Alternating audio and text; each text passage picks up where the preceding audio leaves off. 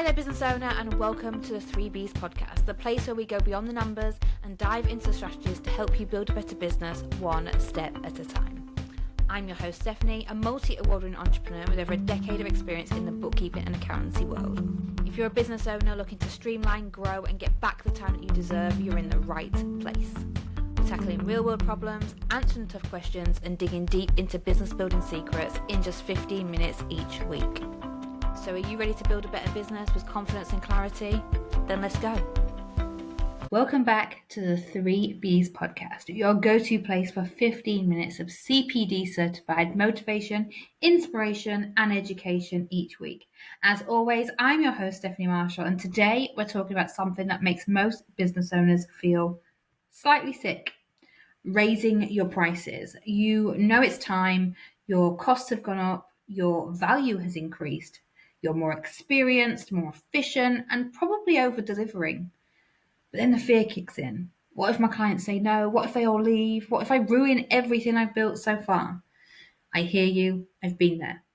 This episode is to help you shift from panic to plan with the mindset and messaging that actually works when it's time to raise your rate. Let's be honest, most business owners delay price increases way too long. Guilty. You wait until you're exhausted, you've got too many clients, you get resentful that you're not making enough for it to feel worth it. That's not growth, that's burnout. Again, guilty. Raising your prices isn't about being greedy, it's about building something sustainable. It's about creating space. And it's about being respected and rewarded for the expertise that you bring. Here's how you know it's time to increase your prices. You are constantly booked out. Maybe you've got a waiting list. You're definitely undercharging compared to others in your industry. Don't know what they're charging? Ask ChatGPT. You're doing more than you initially offered. Usually it's because you care and you're too eager to please and you want to do a good job. You haven't raised your prices in 12 plus months. If O2 and Virgin Media can up their prices by inflation every year, you should be doing the same at the very, very least. If your clients are having great results and your skills have leveled up, then maybe it's time to increase your prices. And if you've added more systems, better service, or a faster delivery than they initially signed up for, if one or more of those is true, it's probably time to consider a review. Now let's get into the bit that everybody worries about. How do you raise your prices without losing the good clients? Well, this is how I recommend that you do it. I've tried a few different methods. These are the things that I find work best. Give notice. Let your clients know that the price change is coming in with plenty of notice. 30 days is standard. 60 days if you really want to give them time to digest it. Be clear, not defensive. Like, you don't need to justify every penny. And the thing is you do get almost guilty. You feel bad for even sending an email saying that you got to put your prices up. Your rent's increased 3 times and your software's gone up and you haven't increased them at all, or you've just squeezed your own margins. Keep it confident and simple. Something as simple as, hi, client name. We're increasing our rates to reflect the value, experience, and service that we provide. Your new monthly fee will be X from this date. We're really proud of the work we do and we're grateful for your continued trust. Something as simple as that. Simple as that. It doesn't need to be a whole essay. You don't need to justify everything. You just need to tell them what's going to happen. And if you're worried about how your clients would take that sort of email, then frame the value. Remind them what they get. Results, peace of mind, reliability, honesty. You're not charging for your time. You're charging for transformation. You're charging for the results. Your time is incorporated in your pricing, but you're not charging for your time, because if you do that, you hit an income ceiling and you can't build a better business. And finally, if you want to reward loyalty, if it feels right to offer some retention options, you could offer current clients a longer grace period or freeze their rate for 3 more months. But don't be afraid to say this is the new rate. So what we did is we went from bespoke packages to 4 set packages at ABCS UK, because all of our clients sort of fell into 4 categories. So a lot of our clients are not paying our current rate that they would get if they came with us today. So the email said, your new monthly fee should be this, but to thank you for your loyalty, we're going to retain it at this, and then we're going to increase it after 6 months. you've still got to tell them what they're going to be paying. You can't just say, oh yeah, but I'm just going to hold it for you, or you should be paying this, but you're not going to. You need to give them a date that, okay, to thank you for your loyalty, to reward you for being part of the ABCS UK family, for example. We're going to extend the price. We're not going to put your prices up, but everybody else's is going up. Yours will go up on X date. And here's the big thing, I guess. Some people will say no. Some people will leave, and that's okay. You're not for everyone at every price point, and often the ones who leave were the ones that were draining your time the most. And don't forget, no doesn't mean never. Sometimes they come back. I alone have had an inquiry a couple of weeks ago from a client who left me earlier this year, and now they're coming back. They're in a different position, they've sorted the business out, they're more profitable, they can afford the level of support that we give them.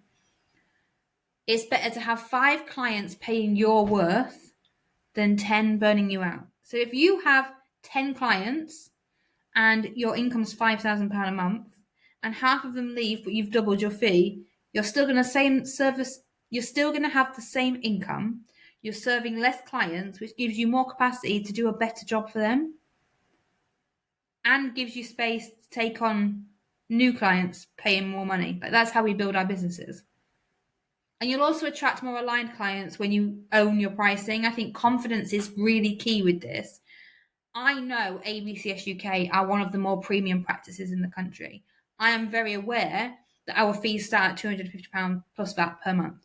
And for a lot of small businesses, that's not affordable. But when clients come to ABCS UK, they don't just get a bookkeeper or an accountant. They get somebody in their corner. They get business development. We've built web shops and email marketing systems. We've helped with launches. We've driven to deliver vinyls. We become partners with our clients, and that's what you're paying for, that partnership, that connection you have, that support, somebody that's got your back and understands your business. Because let's be honest, nobody knows more about your business except you than the person who can see all your finances, that can see the actual numbers, can see what's actually going on in your business. And remember, if clients leave, in the space that they leave behind is where better, brighter opportunities often land.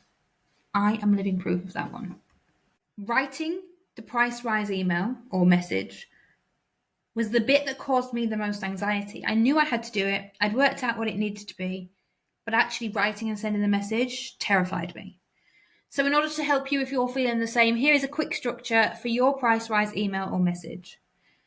Firstly, acknowledge the relationship and gratitude. I think it's very important to thank them for being a part of you, thank them for trusting you, letting them know how much you value what you've done with them, and that you love working with them, or however you would word it. Then state the new price and the date that it's effective. Highlight what's included or improved. So that's the bit where you need to tell them that the price is increasing because of the skill set, because of additional services you are providing, because of the extra services, whatever is included or improved in the service that you have offered that you've not been charging for. That's where you highlight that bit. And then invite them to reach out with any questions. I think I put in nearly every email, if you have any questions, just hit reply. It's so important to me that people have an open communication channel and a way to get back to me if they do have any questions that I can respond to promptly, because they're not going to want to come back with, oh, but I don't want to pay that price. That's going to make them slightly uncomfortable too. So make it as easy as possible for you to communicate. It's important to keep it short, to keep it sharp. Don't waffle on. Don't give a huge essay if it's not needed. People don't need to read a 700-word essay. They just need to know the facts. And the facts are that you are happy that they are a client, that their new price is going to be X, and this is the date that it's going to be effective from. This is what's getting included. This is what we have improved for you. And if you've got any questions, to reach out. And please, please, please, don't apologise for charging appropriately. You are a business, not a bargain bin. It's so important to charge your worth and to charge profitably for your business. You're not a charity, you're here to run a business. So don't apologise for charging appropriately. Sometimes people ask me when I should raise prices and how often should they do it. There's no one size fits all rule, but here's what I recommend. to review your pricing at least every 12 months. If you have a financial services business or something that run like contracts that run for a year, we like to renew at the beginning of their financial year or just before their financial year, so that we're doing their entire financial year. There is no point in them paying for 5 months of accounts and corporation tax out of the 12 and then leaving and moving elsewhere.